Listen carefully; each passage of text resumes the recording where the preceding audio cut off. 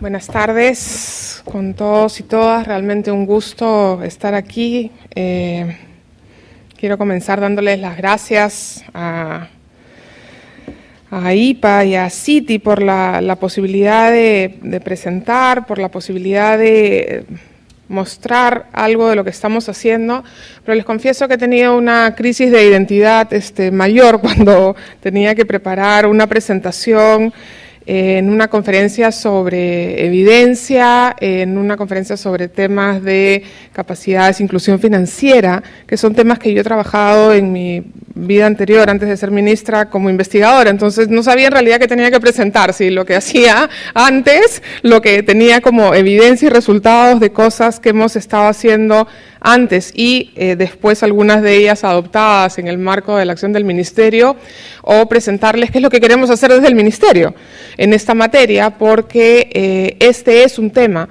relevante y transversal a lo que estamos haciendo en el Ministerio. En esa disyuntiva, siento decirles que no voy a presentar ninguna evidencia, sino más bien lo que les he traído son preguntas que requieren evidencia para que tomemos mejores decisiones en algunos de estos temas, y preguntas que son relevantes en el marco de lo que estamos tratando de impulsar en materia de inclusión financiera para los peruanos y peruanas que están en situación de mayor pobreza y vulnerabilidad. Entonces, lo que les voy a presentar es una mirada de dónde entra el tema de inclusión financiera y desarrollo de capacidades financieras en el marco de políticas y en la estrategia de trabajo de un ministerio como el Ministerio de Desarrollo e Inclusión Social, porque en realidad no es automático pensar por qué el tema de inclusión financiera es parte de la agenda de este ministerio. Les voy a presentar algunas de las cosas que estamos haciendo y cómo lo que estamos haciendo responde no solamente al interés de lograr mayor inclusión financiera en las poblaciones con las que trabajamos, sino qué tipo de acciones se requieren para que esto suceda. Entonces, lo primero es quizá recordar qué es lo que hace el Ministerio, ¿no? Ustedes recordarán, el Ministerio de Desarrollo e Inclusión Social es un ministerio nuevo, es un ministerio que tiene 1 año y medio de creación. Cuando fue creado, se nos dio la tarea de darle contenido a este ministerio, ¿no? Y lo que busca el ministerio es, en realidad, ayudar a superar la exclusión que enfrentan un porcentaje importante de los peruanos a través de dos aspectos. Uno es lograr efectivamente un ejercicio real de derechos básicos, y esto lo podemos aterrizar en cosas muy concretas como que todos los niños tengan documento nacional de identidad, que todos los niños vayan a los servicios de salud que existen, que tengan todas sus vacunas, todos sus controles de crecimiento de peso y talla, que estén bien nutridos y que vayan a la escuela, ¿no? Digamos que si lográramos eso, estaríamos mucho más que felices con la existencia de este ministerio. Pero lo segundo es no limitarnos a un tema de ejercicio de derechos, sino también a la expansión de las oportunidades para las personas que enfrentan las mayores exclusiones. Y esto tiene que ver con lograr mayor autonomía para las personas que enfrentan situaciones de pobreza y exclusión y alta vulnerabilidad, posibilidades de desarrollarse, posibilidades de que las personas que hoy día se encuentran en situación de pobreza puedan también aportar al crecimiento, al desarrollo de su familia, de su región, de su comunidad y del país, por supuesto. Y por ello tenemos que tener claro con quiénes queremos trabajar y a dónde queremos llegar. Y eso es parte de lo que está en la política y la estrategia del Ministerio.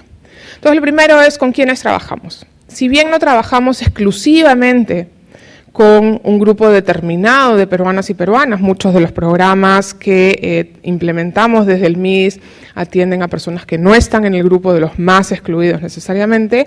Nuestro foco se encuentra en lo que llamamos la población en proceso de desarrollo e inclusión social. ¿Quién es la población en proceso de desarrollo e inclusión social? Hemos buscado una definición operativa y hemos identificado un grupo de peruanos y peruanas que enfrentan las mayores exclusiones. ¿Quiénes son estos? Los pobladores rurales, los pobladores que viven en hogares con bajo nivel educativo, los que se encuentran en situación de mayor pobreza y los que tienen ascendencia indígena. Lo que hemos hecho para hacer operativo la definición de quién es la población que nos interesa es decir, bueno, cualquier peruano o peruana que vive en un hogar que tiene, que cumple 3 de estas 4 circunstancias, va a ser considerado una persona, un peruano o peruana en proceso de desarrollo e inclusión social. Es decir, alguien que vive en un hogar rural, que vive en un hogar en el cual la madre o jefa de hogar tiene primaria incompleta o menos como máximo nivel educativo y que se encuentra en el 20% más pobre de los peruanos, va a ser considerado un miembro de nuestra población en proceso de desarrollo e inclusión social. Y la pregunta ahí es, bueno, ¿cuánta es esta gente? ¿No? ¿Cuántos realmente deberían ser los atendidos en este foco que queremos darles desde el Ministerio de Desarrollo e Inclusión Social?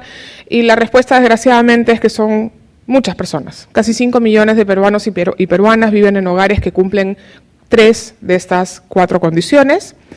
Es el 16% de la población peruana, el grueso se encuentra en la Sierra Sur y en el caso de Apurímac y Huancavelica, la población que cumple con estas condiciones representa más del 60% de la población de esa región. Esta población enfrenta altísimas tasas de pobreza, 80% de pobreza y más de 30% de pobreza extrema. 1 de cada 2 niños se encuentra en situación de desnutrición crónica infantil. La mayor parte de las mujeres son analfabetas, las condiciones de habitabilidad de las viviendas son muy precarias, hay muy poco prevención para la jubilación y los hogares tienen niveles educativos bastante limitados. Esa es la población con la que tenemos que trabajar.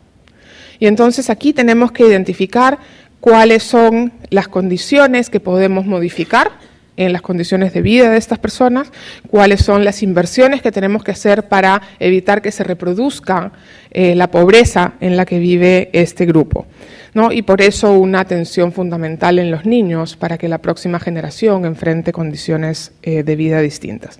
Pero además, para ir llegando al tema que nos convoca, esta población vive en zonas donde hay escasa penetración financiera, es decir, hay muy poca presencia de oferta financiera y de opciones de servicios financieros formales.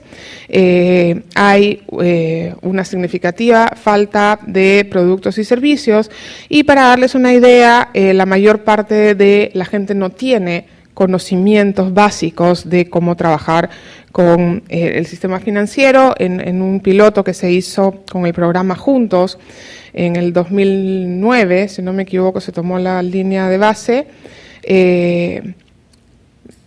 A pesar de que todas las señoras de Juntos recibían su pago a través de una cuenta de ahorros, más de la mitad de las personas no sabían que tenían la cuenta de ahorros, a pesar de contar con ella. Y menos del 1% sabía lo que era un estado de cuenta o un voucher o podía hablar del tema de la tasa de interés. Entonces, esa es la población con la que trabajamos y a la cual debemos dirigir nuestros esfuerzos.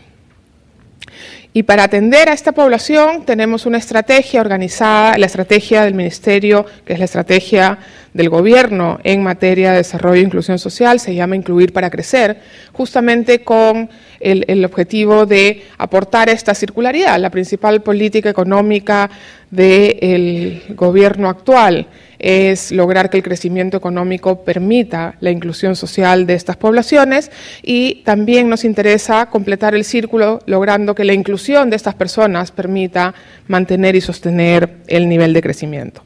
Nuestra estrategia de intervención está organizada alrededor de 5 ejes, y no me voy a detener en esto, que están organizados a lo largo del ciclo de vida, ¿no? Tenemos intervenciones orientadas al desarrollo infantil temprano, a la lucha contra la desnutrición crónica infantil, a la mejora en las condiciones del desarrollo de los niños y adolescentes, a la inclusión económica de los adultos y a la protección de los adultos mayores, ¿no? Este es el ciclo de vida. En el eje 4, que es el eje de inclusión económica, una de las herramientas que hemos identificado como una herramienta que permite mejorar la capacidad de las poblaciones más vulnerables en el ejercicio de sus derechos y en la generación de oportunidades que los lleven a ganar autonomía es justamente la inclusión financiera. Y por ello la inclusión financiera es una de las acciones y las tareas que el MIDIS promueve y que busca acercar a esta población de alta vulnerabilidad justamente para mejorar sus condiciones de vida. La inclusión financiera, entonces, entendida como acceso y uso de servicios financieros de calidad por parte de todos los segmentos de la población, es un objetivo importante en el marco de la estrategia Incluir para Crecer en su eje de inclusión económica. Y el objetivo para el MIDIS no es promover toda la inclusión financiera de los peruanos y peruanas, esa es una tarea, es una competencia en realidad del Ministerio de Economía y Finanzas, sino para nosotros el objetivo es cerrar la brecha, ¿no?, para la población en proceso de desarrollo e inclusión social, es decir, permitir que esta población que vive en condiciones de pobreza y alta vulnerabilidad pueda también ser incluida financieramente, y para ello necesitamos al menos que sucedan dos cosas: cerrar la brecha de capacidades financieras que esta población enfrenta, tanto de conocimientos, de educación financiera, de accesibilidad a la oferta, como lograr que la oferta, ¿no?, la oferta privada en particular, se acerque a esta población, ¿no? Sabemos, hay evidencia que sustenta que una población con mayores capacidades financieras se encuentra en mejor pie para salir adelante.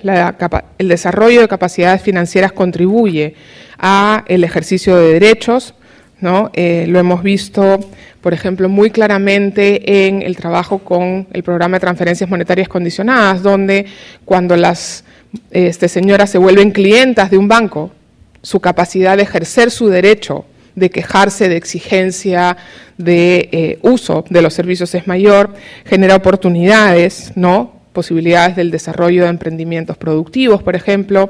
Hay un buen estudio del programa de Niños del Milenio que ha encontrado que las señoras usuarias de la transferencia tienden a iniciar pequeños emprendimientos productivos, un porcentaje de ellas, y esto se incrementa, este porcentaje se incrementa cuando tienen acceso a distintos productos y servicios financieros.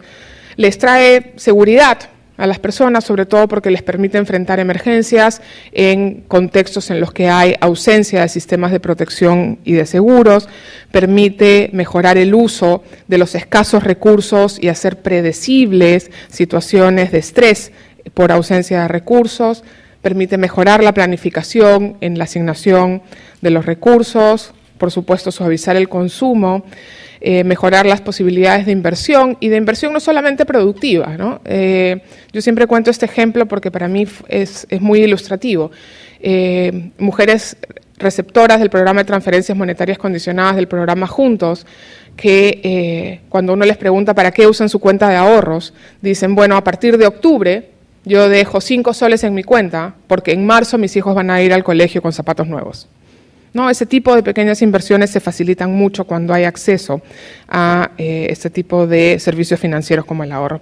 Y por supuesto hay un factor de empoderamiento asociado a el uso de estos servicios financieros.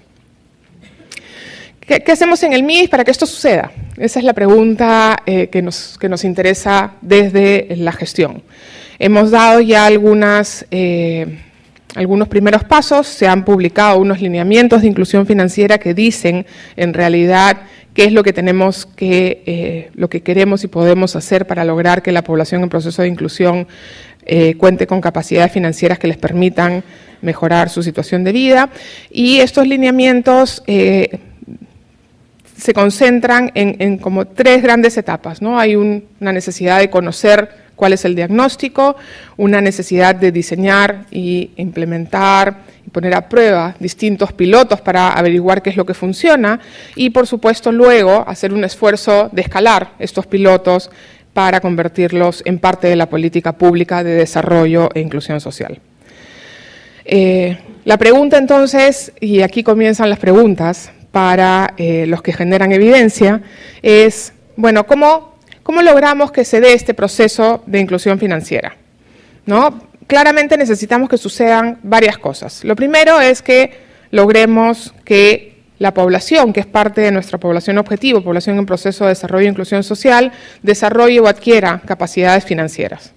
Lo segundo es que exista una oferta financiera y que ésta sea accesible a esta población y que se encuentren, ¿no? Estas poblaciones tengan una demanda que pueda ser satisfecha con la oferta financiera. Pero para ello necesitamos saber, en primer lugar, si nuestra población puede adquirir o no, desarrollar estas capacidades financieras y cómo puede hacerlo. Y esa es parte de las preguntas que necesitamos resolver. Lo que hemos avanzado hasta ahora nos muestra que necesitamos una combinación, no hay bala de plata aquí, ¿no? Necesitamos que pasen varias cosas a la vez para que logremos tener resultados. Obviamente hay una necesidad importante de hacer esfuerzos de educación financiera y de distribución de información a la población en proceso de desarrollo e inclusión social, pero claramente no basta con hacer educación financiera. Necesitamos crear además oportunidades de interacción para que la educación financiera se traduzca realmente en el desarrollo de una capacidad financiera. Necesitamos que las personas tengan que interactuar con el banco, ¿no? Podemos explicarle 1000 veces a una persona qué es un estado de cuenta o qué es cómo se lee el voucher de sus ahorros, pero si nunca o cómo se usa el cajero automático, pero si nunca ha tenido que ir y poner su tarjeta, poner su clave y retirar dinero del cajero, el desarrollo de esta capacidad es muy limitado. Pero además tiene que haber una oferta con productos relevantes para esta población, ¿no? Si van a una entidad financiera y ninguno de los cajeros que está en la entidad financiera habla el idioma de la señora, tenemos un problema, ¿no? Pueden haber los mejores productos, pero no hay posibilidad de que se comuniquen y eso también genera problemas. Necesitamos una oferta también accesible para este tipo de público. Y además necesitamos un entorno conducente que en el Perú por suerte existe, ¿no? El Perú nos da una buena oportunidad para avanzar en el tema de inclusión financiera porque el entorno es bastante positivo. Tenemos un desarrollo microfinanciero muy interesante, hay una regulación que ayuda, hay mucha competencia que ha permitido generar algunos productos especialmente diseñados para poblaciones de bajos recursos, ¿no? Y aquí les pongo un ejemplo, en los programas de transferencias monetarias que hace el Ministerio, tanto Juntos como Pensión 65, se entrega la transferencia a través de un depósito en una cuenta de ahorros. Esta cuenta de ahorros es una cuenta gratuita de transacciones ilimitadas. Y eso no hay en todas partes. Y aquí existe porque hay mucha competencia que llevó a que las entidades generaran una oferta de un producto como ese. Se ha aprobado hace unos pocos meses la ley de dinero electrónico, acaba de salir el reglamento y eso nos abre otra opción muy interesante para el desarrollo de procesos de inclusión financiera. Hay en proceso una estrategia nacional de inclusión financiera donde participa el Ministerio de Economía, la Superintendencia de Banca, el Banco Central de Reserva y el Ministerio de Desarrollo e Inclusión Social, justamente para movilizar esfuerzos desde distintos sectores a favor de la inclusión financiera, no solamente de aquellos que tienen las condiciones económicas atractivas para el sistema financiero, sino también para las poblaciones en proceso de desarrollo e inclusión social. Y lo último es que todavía hay espacio para crecer, por lo tanto las instituciones financieras todavía tienen un espacio que ganar. Tenemos una teoría de cambio para nuestra propuesta de inclusión financiera, pero no me voy a detener en ella, está publicada, está en los lineamientos que tenemos, sino más bien quiero avanzar en todo lo que nos falta saber, todo lo que necesitamos aprender y contarles un poquito de lo poco que estamos haciendo. Claramente, para poder avanzar en el diseño de acciones que nos permitan acercarnos hacia la inclusión financiera de la población con la que trabajamos, necesitamos aprender cómo hacerlo. No hay una definición clara de cómo se debe hacer esto hoy día y para lograr avanzar necesitamos aliarnos con distintos actores porque necesitamos una confluencia de actores que cada uno aporte lo que mejor sabe hacer para esta definición. Necesitamos evaluar constantemente lo que estamos haciendo nosotros y lo que hacen otros para identificar qué es lo que mejor funciona. Necesitamos ponerlo a prueba en el marco del tipo de población con la que estamos trabajando nosotros, y para esto hay que desarrollar pilotos. Y luego, aquellos pilotos exitosos que sean evaluados, llevarlos a escala, es decir, convertirlos ya en política. Ese proceso es un proceso largo, es un proceso que requiere mucha interacción, pero que permite también la construcción de políticas sólidas, de políticas basadas en evidencia que nos permitan realmente acercarnos al logro de los resultados que queremos.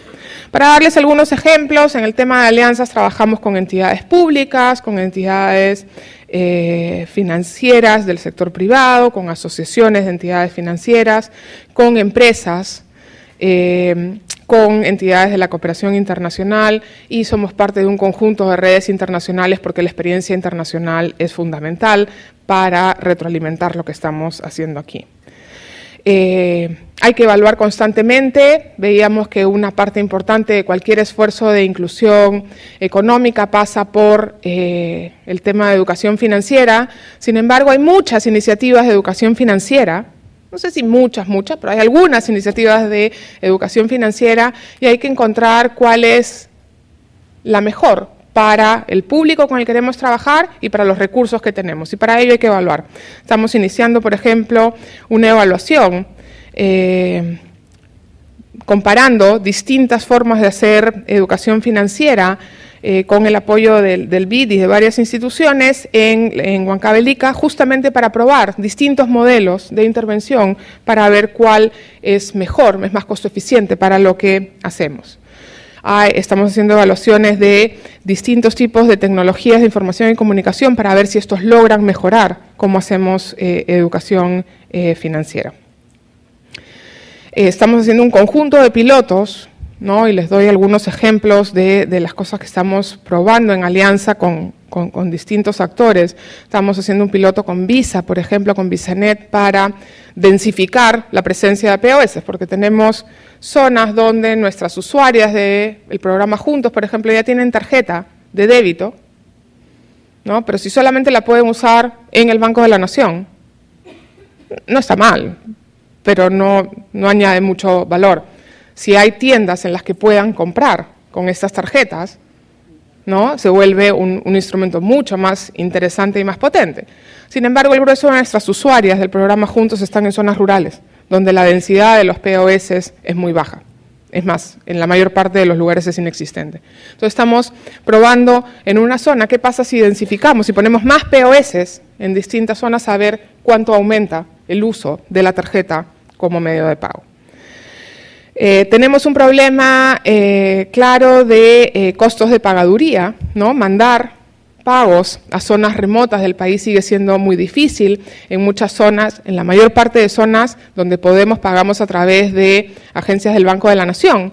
Pero cuando no hay agencia del Banco de la Nación ni de ninguna entidad financiera, tenemos que mandar una suerte de agencia del Banco de la Nación en un camión de Hermes o Prosegur a algún lugar, y eso es altamente costoso. Entonces estamos haciendo algunos pilotos de pagaduría, asociándonos con empresas que lo que tienen en determinados lugares es liquidez, para usar la liquidez que tienen las empresas en esos lugares para hacer la pagaduría de los programas sociales y evitar 2 viajes de camiones blindados con efectivo, por ejemplo. Estamos iniciando un proceso de banca móvil y uso de pagos electrónicos a partir de la dación de la ley de dinero electrónico, justamente para buscar canales alternativos, para evitar que, por ejemplo, nuestros usuarios del programa Pensión 65 tengan que caminar muchas horas para ir a cobrar su pensión.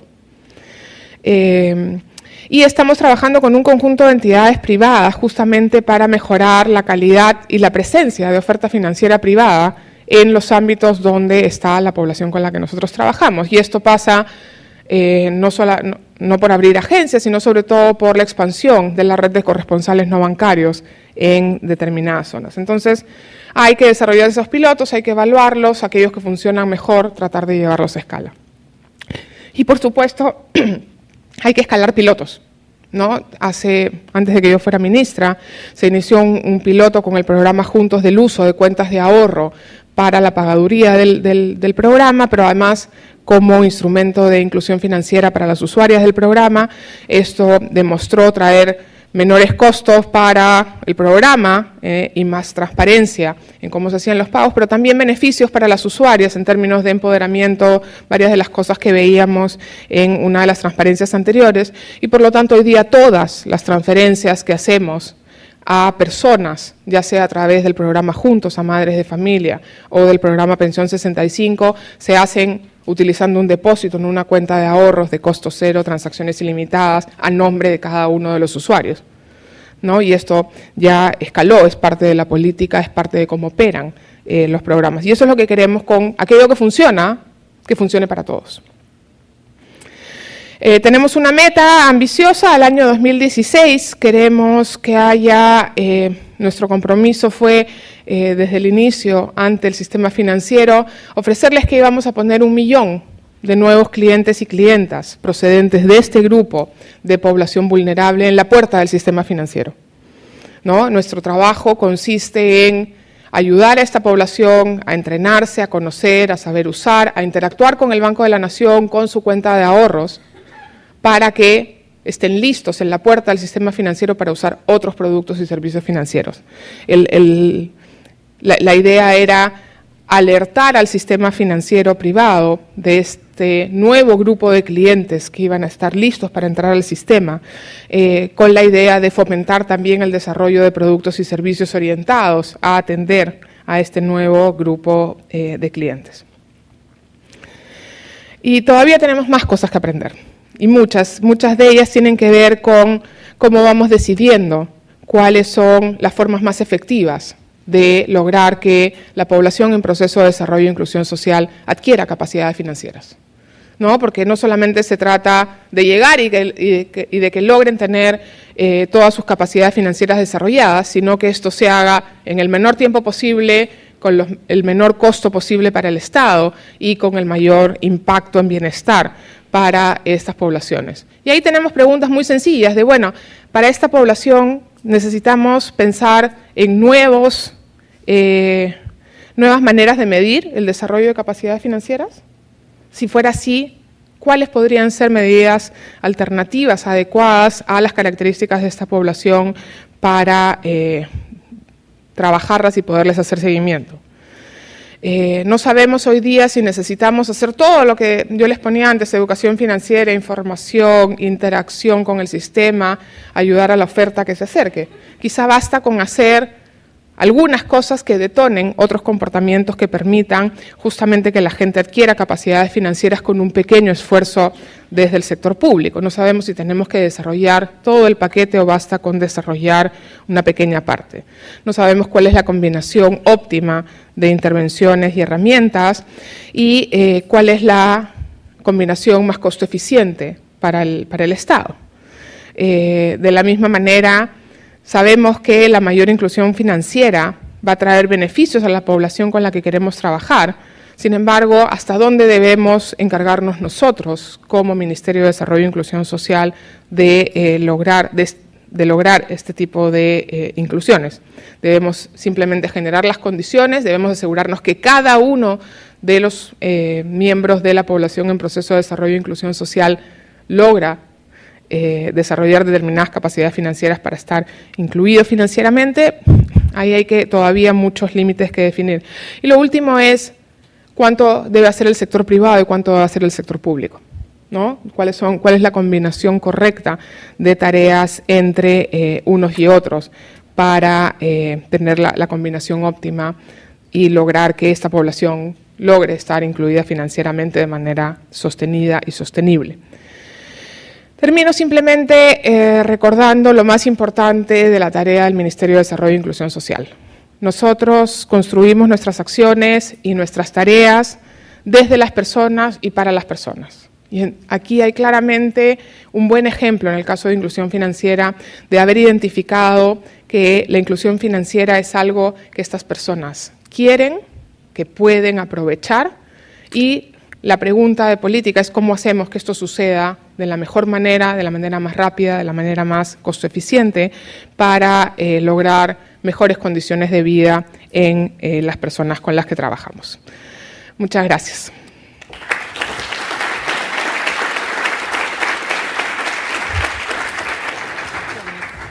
Hay una pregunta sobre reducciones de pobreza. La pobreza en el Perú sigue cayendo de manera sostenida. Tenemos, por supuesto, una desaceleración en el ritmo en el que cae la pobreza y me preguntan cuánto de eso se debe a la inclusión financiera. Difícil saber, muy difícil saber. No tenemos, desgraciadamente, instrumental porque la manera en la que se mide la pobreza es a través de las encuestas de hogares y desgraciadamente en las encuestas de hogares del Perú se han eliminado todas las preguntas sobre uso de servicios financieros, entonces en realidad difícilmente vamos a poder saber cuánto aporta la inclusión financiera a la reducción de pobreza. Los estudios más micros sí nos muestran que familias en las cuales comienzan a hacer un uso sostenido de determinados productos y servicios financieros tienden a mejorar sus probabilidades de incrementar inversiones, de incrementar el desarrollo de emprendimientos productivos. En el caso del piloto de Juntos y el uso de cuentas de ahorro con la encuesta de salida comparando tratamiento y control, sí había un incremento en el tamaño del hato ganadero, por ejemplo, de las familias incluidas en el estudio. Entonces, hay indicios para pensar que hay una contribución. No sabemos de qué magnitud en términos agregados. Tengo otra pregunta sobre el uso de los puntos a favor y en contra del uso de mecanismos grupales para hacer educación financiera y versus hacer educación financiera uno a uno. Y esta es una pregunta muy importante cuando pensamos en los costos de la educación financiera. Claramente la educación financiera grupal tiende a ser mucho más económica y además tiende a generar algunos beneficios de la interacción entre los educandos, ¿no? Por ejemplo, en el caso de el trabajo que hemos hecho con las señoras del programa Juntos, las señoras comienzan a interactuar entre ellas y a preguntarse y a generar especialistas a quien preguntar entre ellas mismas y eso genera un capital social muy valioso para mantener el esfuerzo de educación financiera, de adquisición de información relevante para el uso de productos y servicios financieros. Sin embargo, las preguntas son, bueno, ¿cuál es la escala del grupo correcta? Y qué tan presencial o no tiene que ser esta educación financiera. En términos de costos tiene una implicancia muy importante. Y me preguntan si estamos implementando RCTs. En el MIDIS sí tenemos un viceministerio de políticas y evaluación. En el área de evaluación estamos implementando algunas evaluaciones de impacto. Todos los programas del MIDIS tienen evaluaciones de impacto. En el caso, por ejemplo, de los programas nuevos como CUNAMás y Jaliwarma, los dos tienen un diseño experimental para su evaluación de impacto. En el caso de Juntos ya se tiene una evaluación de impacto, pero no es una evaluación de impacto, no sé qué tanto calificaría como un RCT porque para comenzar no se hizo desde el inicio del programa, sino sobre la marcha del programa, entonces tiene algunas limitaciones. Pero claramente desde el MIDIS estamos impulsando, hoy día hay más de 20 evaluaciones en marcha, financiadas y apoyadas por el Ministerio, y un porcentaje importante de estas buscan acercarse lo más posible a hacer evaluaciones